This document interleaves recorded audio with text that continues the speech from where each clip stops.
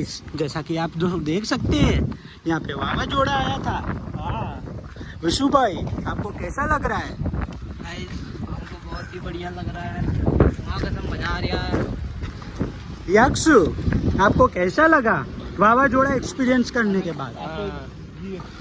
वो खानदाई जी ने कुर्सियाँ उठी थी, रोड पर डब्बा आए, हम दौड़े उल्टे दौड़े, वो प्लास्टिक की थैलियाँ उड़ने ली थी।